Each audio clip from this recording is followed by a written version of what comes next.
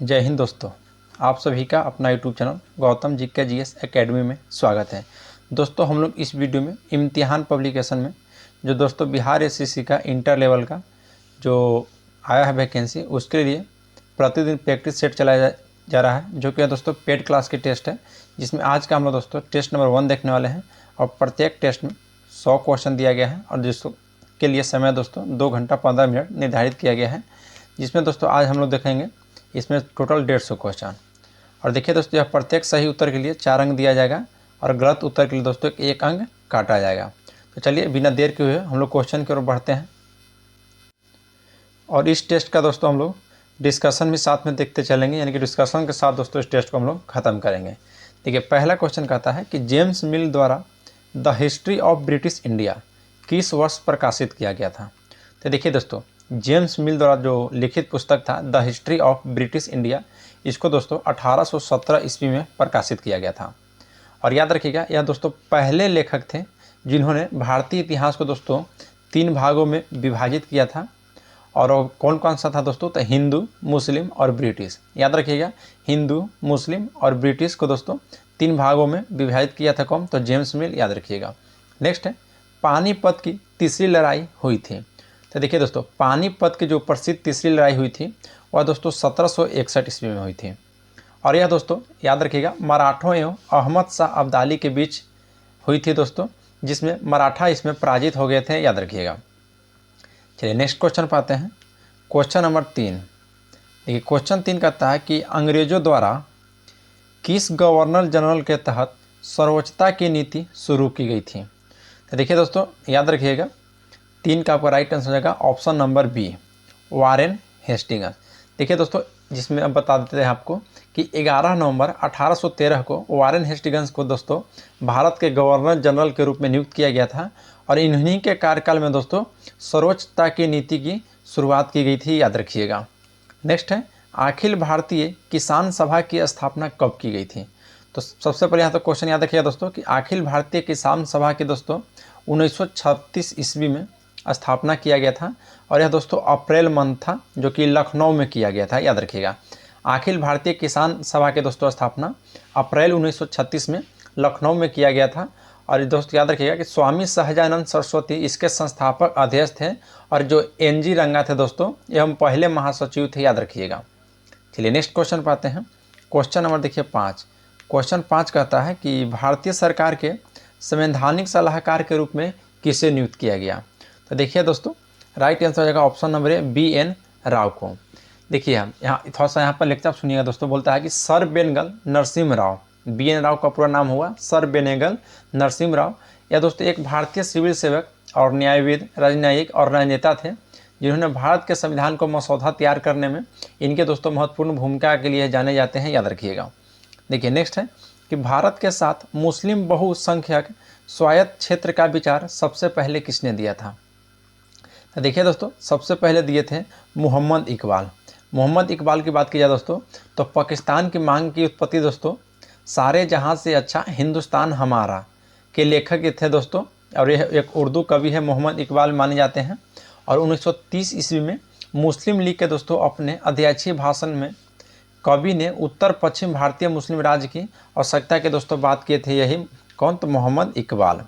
चलिए next question पाते हैं। क्वेश्चन नंबर देखिए 7। क्वेश्चन 7 कहता है कि बंगाल विभाजन को कब लागू किया गया था। तो देखिए दोस्तों, बंगाल विभाजन को आपको 16 अक्टूबर 1950 को लागू किया गया था। कब, तो 16 अक्टूबर 1950 के। अगर कहेगा दोस्तों कि बंगाल विभाजन की घोषणा कब की गई थी, तो बंगाल विभाजन की दोस्तों घोषणा जुलाई 1905 में किया गया था और 16 अक्टूबर 1905 को यह लागू कर दिया गया था। याद रखिएगा। नेक्स्ट क्वेश्चन है दोस्तों, क्वेश्चन 8 कहता है कि प्रथम आंग्ल बर्मा युद्ध कब हुआ था। तो प्रथम आंग्ल बर्मा युद्ध दोस्तों यह 1824 से 26 में हुआ था। तो राइट आंसर हो जाएगा ऑप्शन नंबर बी, 1824 से 26 में हुआ था। और इसमें दोस्तों ब्रिटिश सैनिकों की विजय हुई थी। याद रखिएगा। चलिए नेक्स्ट क्वेश्चन पाते हैं। क्वेश्चन नंबर 9 बोलता है कि कांग्रेस सोशलिस्ट पार्टी की पहली बैठक पटना में कब हुई थी। तो याद रखिएगा दोस्तों 1934 ईस्वी में हुई थी।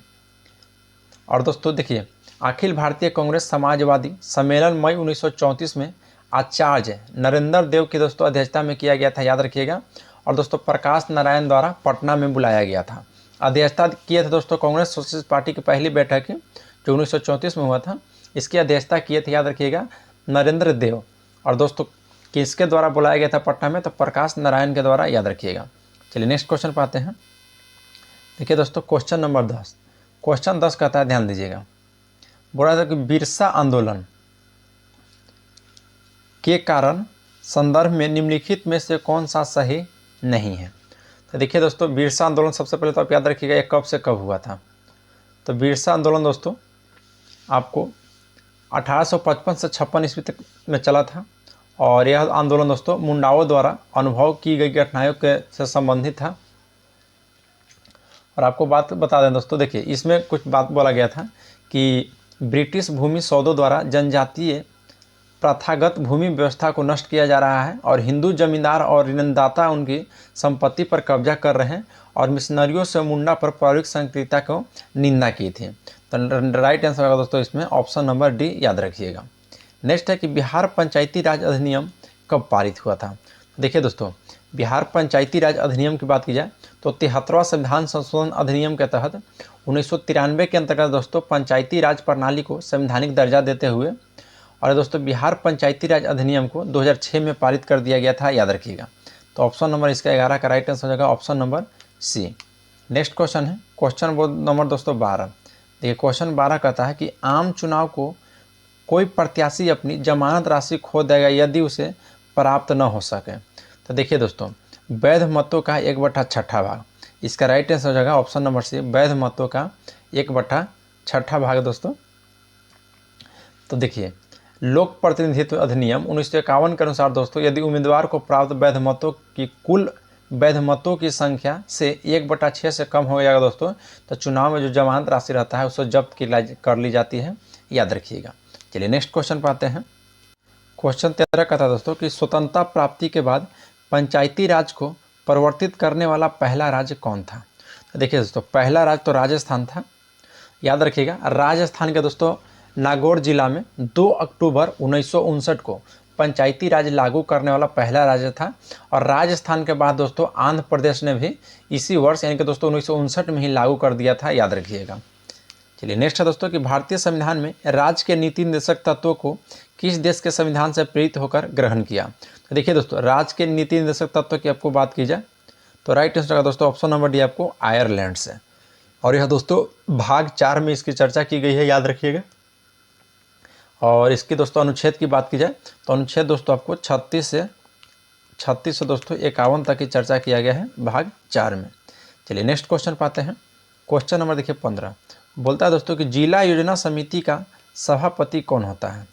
तो जिला योजना का दोस्तों सभापति की बात की जाए तो जिला परिषद का अध्यक्ष होता है, याद रखिएगा। देखिए दोस्तों बिहार पंचायती राज अधिनियम 2006 के उपबंधों के आधार पर जिला परिषद के अध्यक्ष योजना समिति यानी कि दोस्तों जिला योजना समिति के सभापति होते हैं, याद रखिएगा। नेक्स्ट है कि भीमराव अम्बेडकर ने किस अधिकार को भारत के संविधान का हृदय और आत्मा बताया था। तो यह याद रखिएगा दोस्तों 16 का राइट आंसर हो जाएगा संवैधानिक उपचारों का अधिकार। यह दोस्तों आर्टिकल की बात की जाए तो आर्टिकल दोस्तों 32। देखिए भीमराव अम्बेडकर के द्वारा दोस्तों भारत के संविधान का हृदय और आत्मा बताया गया था संवैधानिक उपचारों का अधिकार को, याद रखिएगा। चलिए नेक्स्ट क्वेश्चन पाते हैं। क्वेश्चन नंबर देखिए दोस्तों 17। क्वेश्चन 17 कहता है कि किस राज्य में, ध्यान दीजिएगा, किस राज्य में राष्ट्रपति शासन की उद्घोषणा संविधान के किस अनुच्छेद के आधार पर की जाती है। तो देखिए दोस्तों किसी भी राज्य में अगर संवैधानिक तंत्र को विफलता की स्थिति में राष्ट्रपति द्वारा अनुच्छेद 356 के अंतर्गत दोस्तों राष्ट्रपति शासन की उद्घोषणा किया जाता है। तो राइट आंसर है दोस्तों ऑप्शन नंबर बी अनुच्छेद 356। नेक्स्ट है भारत की पंचायती राज व्यवस्था में कितने स्तर हैं। तो देखिए दोस्तों इसमें त्रिस्तरीय है यानी कि 3 स्तर। तो ऑप्शन नंबर सी इसका राइट हो जाएगा। पहला है दोस्तों ग्राम पंचायत पर ग्राम स्तर कार्य करती है और पंचायत समिति पर ब्लॉक स्तर पर कार्य करती है और जिला परिषद जो हो जाता है दोस्तों यह जिला स्तर पर कार्य करते हैं, याद रखिएगा। चलिए नेक्स्ट क्वेश्चन पाते हैं। क्वेश्चन नंबर देखिए दोस्तों 19। तो क्वेश्चन नंबर 19 क्या कहता है कि स्थानीय सरकार को केंद्रीय परिषद की स्थापना की गई थी। तो देखिए जो स्थानीय सरकार की केंद्रीय परिषद की स्थापना क्या है दोस्तों, तो राइट आंसर होगा ऑप्शन नंबर डी 1954 में की गई थी, याद रखिएगा। और यह दोस्तों भारत के राष्ट्रपति के आदेश द्वारा संविधान के अनुच्छेद 263 के तहत, ध्यान रखिएगा अनुच्छेद कितना, तो 263 के तहत मूल रूप से इसे दोस्तों स्थानीय शासन की केंद्रीय परिषद के रूप में जाना जाता है, याद रखिएगा। नेक्स्ट है कि वर्तमान में नागरिकों के लिए मूल कर्तव्यों की संख्या कितनी है। तो वर्तमान की बात किया दोस्तों तो 11 भी मूल कर्तव्यों की संख्या है। देखिए दोस्तों, अगर पूछेगा आपसे दोस्तों कि मूल संविधान में मौलिक कर्तव्य यानी कि दोस्तों मूल कर्तव्य की चर्चा कितनी थी, तो याद रखिए दोस्तों, इसको देखिए भारतीय संविधान के भाग 4 के क के अंतर्गत नागरिकों के लिए दोस्तों कुछ मूल कर्तव्यों का उल्लेख किया गया है और प्रारंभ में इसकी दोस्तों संख्या 10 थी। प्रारंभ में इसकी संख्या कितनी थी तो 10 थी और 86वें संविधान संशोधन 2002 के तहत इसमें दोस्तों एक और कर्तव्य जोड़ा गया और इसमें दोस्तों मूल कर्तव्य की संख्या टोटल अभी वर्तमान में कितनी है तो 11 है और मूल संविधान में कितनी थी दोस्तों तो 0 यानी कि दोस्तों एक भी नहीं थी, याद रखिएगा।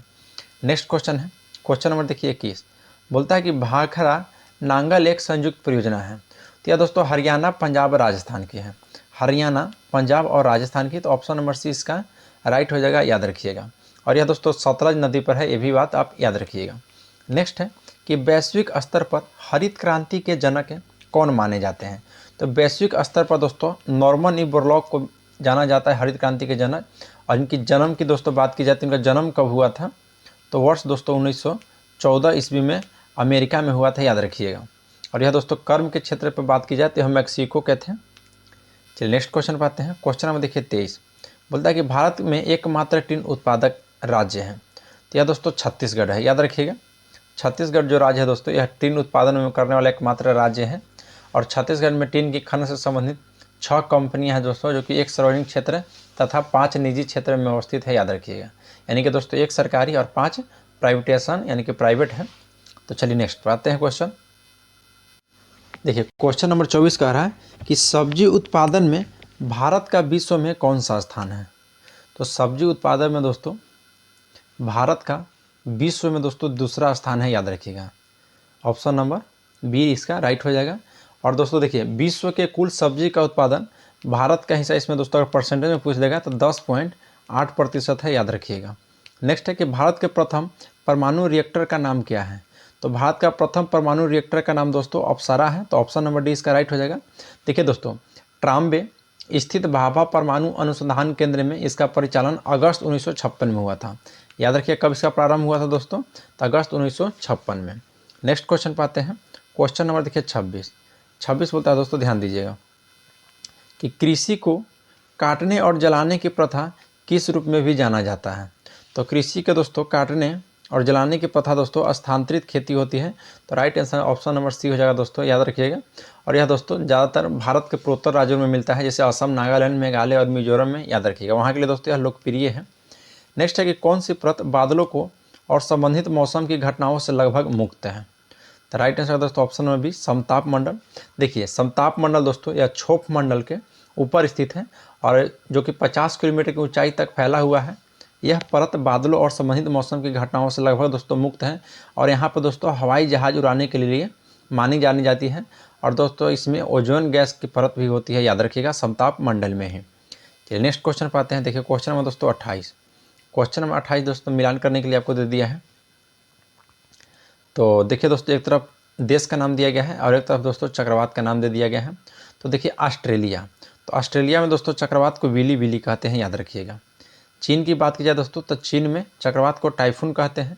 भारत में दोस्तों चक्रवात ही बोलते हैं और संयुक्त राज्य अमेरिका में दोस्तों हरिकेन बोलते हैं। तो राइट आंसर होगा 2, 3, 4, 1। तो 2, 3, 4, 1 दोस्तों ऑप्शन नंबर बी में दिया गया है, तो राइट आंसर हो जाएगा ऑप्शन नंबर बी। चलिए नेक्स्ट क्वेश्चन पाते हैं। ठीक है दोस्तों क्वेश्चन नंबर 29।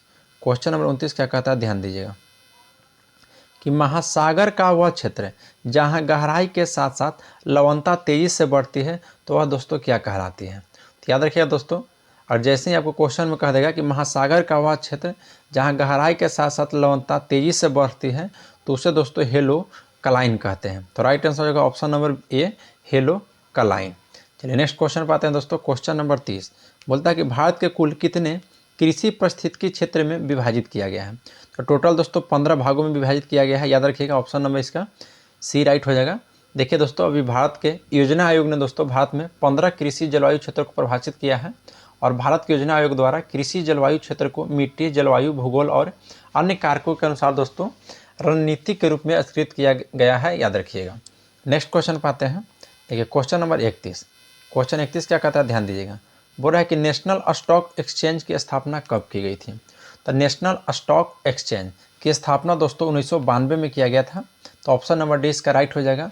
देखिए भारत में दोस्तों नेशनल स्टॉक एक्सचेंज को दोस्तों 1992 में शामिल किया गया था, लेकिन दोस्तों 1993 में इसे भारतीय प्रतिभूति और विनिमय बोर्ड यानी कि दोस्तों सेबी द्वारा मान्यता प्राप्त हुआ था। स्थापना हुआ था दोस्तों 1992 में, लेकिन मान्यता प्राप्त आपको इसका कब हुआ था, तो 1993 में। किसके द्वारा दोस्तों, तो सेबी के द्वारा, याद रखिएगा।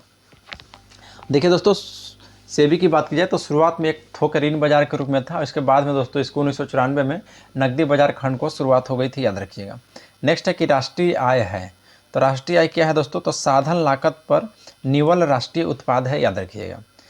चलिए नेक्स्ट क्वेश्चन पाते हैं, क्वेश्चन नंबर 33।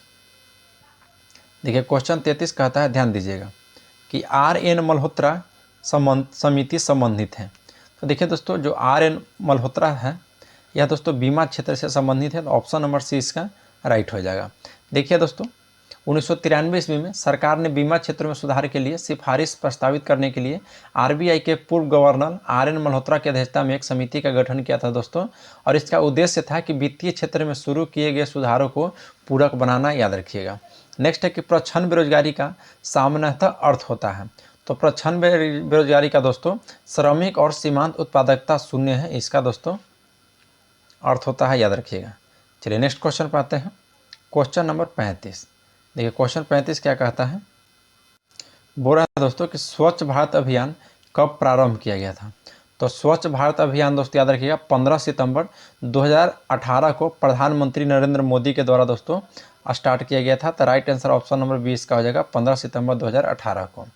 नेक्स्ट है कि KN राज उन विशेषज्ञों के समूह में एक प्रमुख अर्थशास्त्री थे जिन्होंने कौन सी पंचवर्षीय योजना तैयार की थी। तो याद रखिएगा दोस्तों प्रथम, 36 का राइट आंसर हो जाएगा ऑप्शन नंबर ए, प्रथम पंचवर्षीय योजना तैयार किए थे दोस्तों KN राज। चलिए नेक्स्ट क्वेश्चन पाते हैं, क्वेश्चन में देखिए 37 बोलता है दोस्तों कि बंधुआ मजदूरी पर रोक अधिनियम कब पारित हुआ था। तो यह दोस्तों 1976 में पारित हुआ था। तो ऑप्शन नंबर इसका दोस्तों बी राइट हो जाएगा। याद रखिएगा कि बंधुआ मजदूर अधिनियम 1976 में पारित हुआ था, और इसके तहत दोस्तों बंगार प्रथा को गैर कानूनी और दंडनीय अपराध बनाया गया था, याद रखिएगा। नेक्स्ट है विश्व व्यापार संगठन यानी दोस्तों WTO का मुख्यालय कहाँ अवस्थित है। तो याद रखिएगा दोस्तों जेनेवा में, इसका मुख्यालय कहाँ है दोस्तों, तो जेनेवा में WTO का। और WTO की स्थापना कब हुआ था दोस्तों, तो याद रखिएगा 1 जनवरी 1995 को। WTO की स्थापना दोस्तों 1 जनवरी 1995 को हुआ था, जो कि इसका मुख्यालय दोस्तों जेनेवा स्विट्जरलैंड में है, याद रखिएगा। नेक्स्ट क्वेश्चन पाते हैं, क्वेश्चन नंबर 39 बोलता है कि भारत में नई राष्ट्रीय जनसंख्या नीति को कब अपनाया गया था। तो यह दोस्तों 2000 ईस्वी में, सन 2000 ईस्वी में दोस्तों भारत की नई राष्ट्रीय जनसंख्या नीति अपनाया गया था, याद रखिएगा। इस नीति में दोस्तों 3 उद्देश्य था, 4 नई संरचनाएं थे, और इसके दोस्तों जनसंख्या से जुड़े अनेक मुद्दे एवं लक्ष्य शामिल इसमें किए गए थे, याद रखिएगा। नेक्स्ट क्वेश्चन पाते हैं, क्वेश्चन नंबर देखिए दोस्तों 40 बोलता है कि बीबी गिरी राष्ट्रीय श्रम संस्था कहाँ अवस्थित है। तो यह दोस्तों नोएडा में स्थित है, ऑप्शन नंबर 20 का राइट हो जाएगा।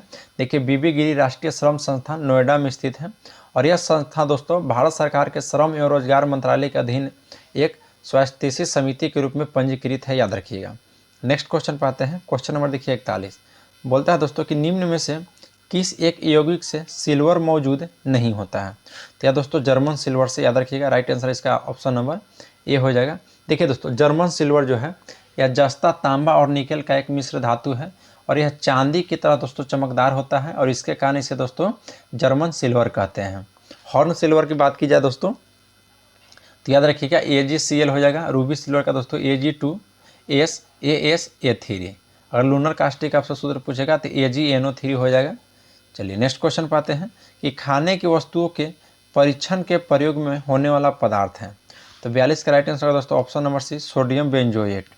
सोडियम बेंजोएट दोस्तों यह खाने की वस्तु के परीक्षण के प्रयोग में होने वाला पदार्थ है, याद रखिएगा। नेक्स्ट क्वेश्चन पाते हैं, क्वेश्चन नंबर 33। देखिए क्वेश्चन 33 क्या कहता है कि अंगोरा ऊन निम्न में से किन में प्राप्त की जाती है।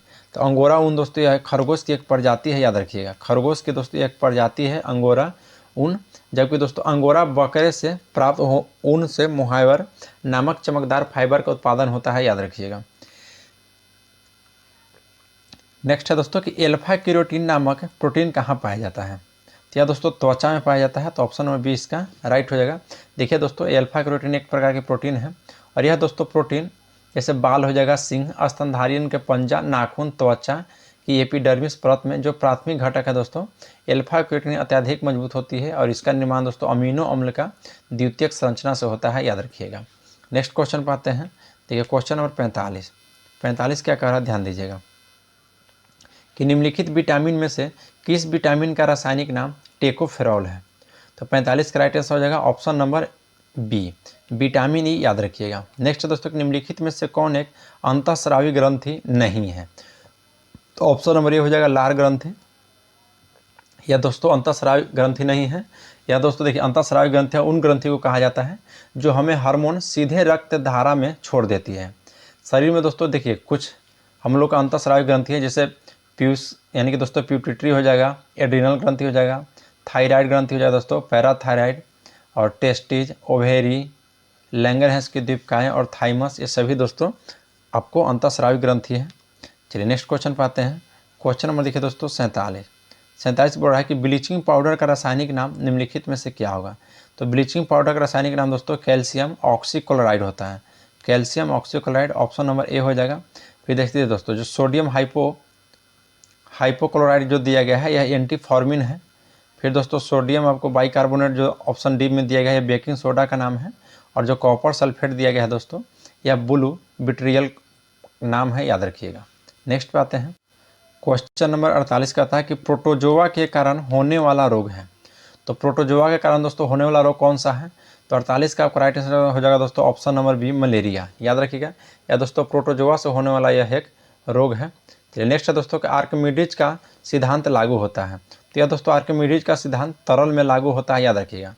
देखिए यह दोस्तों तरल या द्रव या गैस दोनों पर यह लागू होने वाला है, याद रखिएगा। जल द्वारा दोस्तों यह वस्तु के विस्थापित भार के विपरीत लगता है। चलिए नेक्स्ट क्वेश्चन पाते हैं। Question number 50। देखिए क्वेश्चन 50 कह रहा है कि सांस लेने और छोड़ने वाली हवा में क्रमशः ऑक्सीजन की प्रतिशत कितनी है। देखिए सांस जो लेते हैं दोस्तों उसमें ऑक्सीजन का प्रतिशत 21% रहता है और जब हम छोड़ते हैं दोस्तों तो 16.4% छोड़ते हैं। तो ऑप्शन नंबर ए इसका राइट हो जाएगा। जबकि दोस्तों कार्बन डाइऑक्साइड इसमें होता है 0.04%, याद रखिएगा। जब हम सांस लेते हैं तो 21% दोस्तों ऑक्सीजन लेते हैं और कार्बन डाइऑक्साइड 0.4%। जबकि हम छोड़ते हैं तो उसमें दोस्तों 16.4% ऑक्सीजन और 4.4% कार्बन डाइऑक्साइड को दोस्तों छोड़ देते हैं। चलिए नेक्स्ट क्वेश्चन पे आते हैं। क्वेश्चन नंबर देखिए 51 बोल रहा है कि प्रकाश के किस रंग का तरंगदैर्घ्य सबसे ज़्यादा होता है। तो देखिए दोस्तों, अगर तरंगदैर्घ्य सबसे ज़्यादा कहेगा तो लाल का सबसे ज़्यादा होता है तरंगदैर्घ्य। यह कारण है दोस्तों कि ट्रैफिक सिग्नल या रेलवे सिग्नल में लाल रंग का प्रयोग किया जाता है, याद रखिएगा। अगर देखिए दोस्तों तरंगदैर्घ्य को बढ़ते क्रम याद रखना है तो याद रखिएगा VIBGYOR,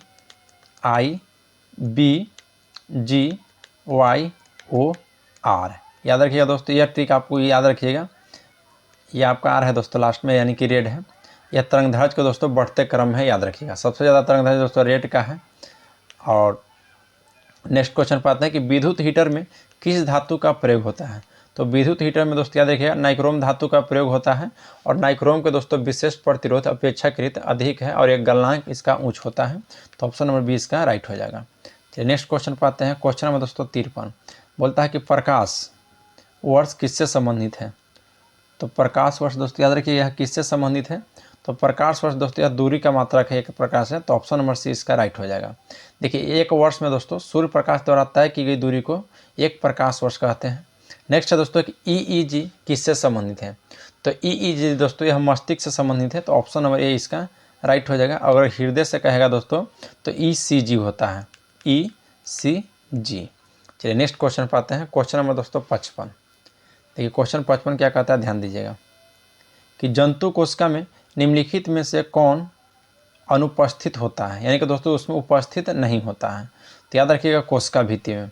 देखिए कोशिका भित्ति जो है दोस्तों यह जंतु कोशिका में उपस्थित नहीं रहता है। बाकी दोस्तों माइटोकॉन्ड्रिया, लाइसोसोम, कोशिका झिल्ली, यह जंतु कोशिका में उपस्थित रहता है, याद रखिएगा।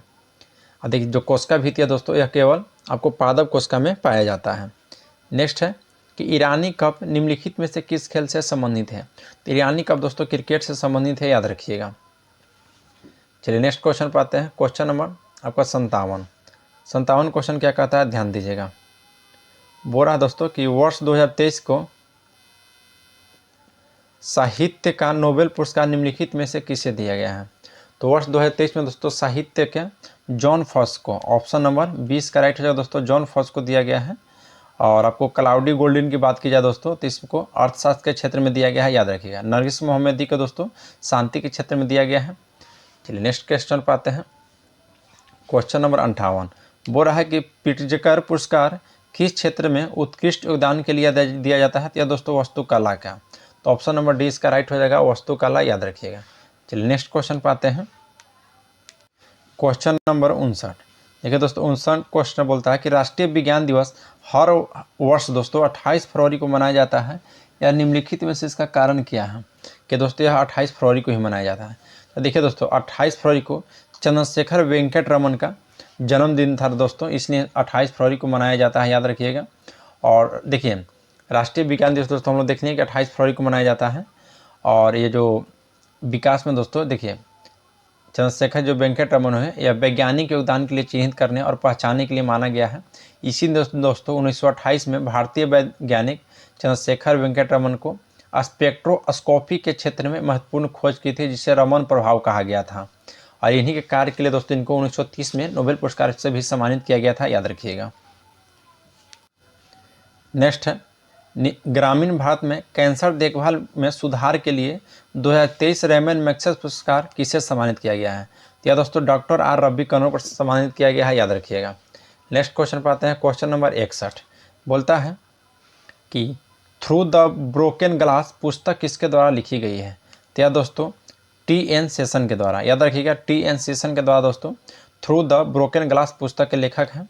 नेक्स्ट क्वेश्चन पर आते हैं। क्वेश्चन नंबर 62 बोल रहा है कि बुनियादी पशुपालन सांख्यिकी 2023 के अनुसार 2022-23 में सबसे अधिक दूध उत्पादक राज्य कौन सा हो गया। तो 22 का राइट आंसर होगा दोस्तों ऑप्शन नंबर 62 का डी, उत्तर प्रदेश में। तो याद रखिएगा ऑप्शन नंबर डी हो जाएगा। देखिए दोस्तों अगर 2022-23 के दौरान सबसे अधिक दूध उत्पादक राज्य पूछेगा तो उत्तर प्रदेश, जिसकी कुल दूध उत्पादन में हिस्सेदारी दोस्तों 15.72% थी। इसके बाद दोस्तों राजस्थान की 14.44% था। उसके बाद दोस्तों मध्य प्रदेश, याद रखिएगा। नेक्स्ट है सतरिया नृत्य किस राज्य की है। तो देखिए सतरिया नृत्य दोस्तों यह असम राज्य की है। सबसे नवीनतम है दोस्तों क्लासिकल डांस से, याद रखिएगा। और दोस्तों असम की और बात की जाए तो लोक नृत्य में जैसे बिहू नृत्य हो गया, भोर नृत्य हो गया, ओजा परी नृत्य हो गया, सभी दोस्तों असम की है। चलिए नेक्स्ट क्वेश्चन पाते हैं। क्वेश्चन नंबर देखिए दोस्तों 64। क्वेश्चन 64 क्या कहता है, ध्यान दीजिएगा। बेलारूस की राजधानी है। तो बेलारूस की राजधानी दोस्तों क्या है। तो राइट आंसर होगा ऑप्शन नंबर डी, मिन्स्क। देखिए बेलारूस की राजधानी दोस्तों मिन्स्क की है, मिन्स्क। और बेल्जियम की दोस्तों राजधानी ब्रुसेल्स हो जाएगा। बाकू जो है दोस्तों यह अजरबैजान की है। और सुक्रे जो हो गया यह बोलिविया की है, याद रखिएगा। ब्राज़ील की राष्ट्रीय मुद्रा है। तो ब्राज़ील की दोस्तों राष्ट्रीय मुद्रा आपको रियाल हो जाएगा। तो ऑप्शन नंबर ए इसका राइट हो जाएगा, याद रखिएगा। नेक्स्ट क्वेश्चन पाते हैं। क्वेश्चन नंबर देखिए आपका 66। जनजातीय गौरव दिवस मनाया जाता है। तो यह दोस्तों आपको 15 नवंबर को जनजातीय गौरव दिवस मनाया जाता है, याद रखिएगा। चलिए नेक्स्ट क्वेश्चन पाते हैं। क्वेश्चन नंबर दोस्तों 67 कहता है कि कौन सा देश लैंड ऑफ 1000 लाख्स के रूप में जाना जाता है। तो राइट आंसर है दोस्तों ऑप्शन नंबर डी, यानी कि फिनलैंड, याद रखिएगा। फिनलैंड को दोस्तों लैंड ऑफ 1000 लाख्स कहा जाता है, क्योंकि दोस्तों फिनलैंड में यानी कि दोस्तों फिनलैंड में 18 लाख हज़ार से अधिक झील दोस्तों इसमें है। और आइसलैंड को दोस्तों land of fire and ice कहा जाता है, याद रखिएगा। नेक्स्ट है कि भारतीय अंतर्राष्ट्रीय चीनी संगठन का अध्यक्ष बन गया था। तो यह दोस्तों कब बन गया था। तो 68 का राइट आंसर हो जाएगा ऑप्शन नंबर, एक मिनट दोस्तों, कह रहा है कि भारतीय अंतर्राष्ट्रीय संगठन ISO अध्यक्ष कब बन गया था। तो इसका दोस्तों याद रखिएगा राइट आंसर का आपका ऑप्शन नंबर, तो ऑप्शन नंबर दोस्तों ये राइट इसका हो जाएगा 2024 के लिए। चलिए नेक्स्ट क्वेश्चन पर आते हैं। क्वेश्चन नंबर दोस्तों 69 बोल रहा है कि अदिति अशोक का संबंध किस खेल से है। अदिति अशोक का संबंध दोस्तों गोल्फ से है। तो ऑप्शन नंबर सी इसका राइट हो जाएगा, गोल्फ। चलिए नेक्स्ट क्वेश्चन पर आते हैं दोस्तों। क्वेश्चन नंबर देखिए 70 बोल रहा है कि निम्नलिखित गैस में कौन सा एक ग्रीन हाउस गैस नहीं है। तो देखिए दोस्तों जो O2 है यह ग्रीन हाउस गैस नहीं है। बाकी दोस्तों आपको सभी है, कार्बन डाइऑक्साइड है दोस्तों, मीथेन भी है और नाइट्रोजन ऑक्साइड भी है, नाइट्रस ऑक्साइड, याद रखिएगा। लेकिन ओजोन दोस्तों इसमें नहीं है। चलिए नेक्स्ट क्वेश्चन पर आते हैं। क्वेश्चन नंबर देखिए 71, बोलता है कि कार्टागेना प्रोटोकॉल का संबंध है। तो यह दोस्तों जल सुरक्षा से संबंधित है। तो ऑप्शन नंबर ए इसका राइट हो जाएगा, जल सुरक्षा समझौता से। देखिए कार्टागेना प्रोटोकॉल दोस्तों यह अंतर्राष्ट्रीय लेवल का था, जिसका संबंध दोस्तों जल सुरक्षा से है। यह 29 जनवरी 2000 को स्वीकार किया गया था और 11 सितंबर 2003 को यह लागू कर दिया गया था। चलिए नेक्स्ट क्वेश्चन पर आते हैं। क्वेश्चन नंबर देखिए दोस्तों 72। क्वेश्चन 72 कहता है कि इनमें से कौन सा पौधा नाइट्रोजन स्थिरीकरण में सहायक नहीं है। तो राइट आंसर हो जाएगा दोस्तों 72 का ऑप्शन नंबर सी, धान। धान दोस्तों याद रखिएगा, यह नाइट्रोजन स्थिरीकरण में सहायक नहीं है धान। चलिए नेक्स्ट क्वेश्चन पर आते हैं। क्वेश्चन नंबर 73 कह रहा दोस्तों कि ओजोन परत मुख्यतः कहाँ स्थित है। तो थोड़ी देर पहले ही हम देखें दोस्तों कि यह समताप मंडल में ओजोन परत अवस्थित है। वायु एक है दोस्तों, तो वायु क्या है, तो वायु एक प्रकार का दोस्तों यह मिश्रण है। तो ऑप्शन नंबर दोस्तों इसका बी राइट हो जाएगा, वायु एक प्रकार की है। तो वायु दोस्तों एक प्रकार की यह मिश्रण है, याद रखिएगा। किसका है, तो यह गैसों का मिश्रण दोस्तों, जो कि यह वायुमंडल में पाया जाता है। नेक्स्ट क्वेश्चन है दोस्तों देखिए, क्वेश्चन नंबर 75 बोलता है कि स्टेनलेस स्टील मिश्र धातु है। तो स्टेनलेस दोस्तों स्टील मिश्र धातु है किसका, तो याद रखिएगा लोहा, क्रोमियम, मैग्नीज एवं कार्बन का। तो ऑप्शन नंबर सी इसका राइट हो जाएगा, ऑप्शन नंबर सी। देखिए दोस्तों इसमें टोटल 75 क्वेश्चन ही जीके जीएस है। इसके आगे से दोस्तों आपका रीजनिंग हो जाएगा दोस्तों, उसके बाद फिर से मैथ है। तो आपको रीजनिंग मैथ पढ़ने के लिए दोस्तों हमारा डिस्क्रिप्शन में टेलीग्राम का लिंक दिया गया है, उस लिंक के माध्यम से दोस्तों आप टेलीग्राम पर ज्वाइन हो जाइए और वहाँ पर इसका PDF प्रोवाइड करा दिया गया दोस्तों फुल डिस्कस के साथ। तो इसलिए दोस्तों वहाँ पर जुड़ जाइए और वहाँ पर इसका PDF प्रोवाइड करा दिया गया है। और यह जो कोर्स है दोस्तों पेड क्लास का है, ध्यान रखिएगा। इसका PDF भी दोस्तों आपका टेलीग्राम पर ही मिल जाएगा। और आप हमारे यूट्यूब चैनल पर पहली बार आए हैं तो चैनल को सब्सक्राइब जरूर कीजिए और बेल आइकन को प्रेस कर लीजिए, ताकि कोई भी नोटिफिकेशन हो वो सबसे पहले आपके पास पहुँच जाए। तो चलिए दोस्तों आज के लिए इतना ही, मिलते हैं आपसे नेक्स्ट क्लास में। जय हिंद दोस्तों।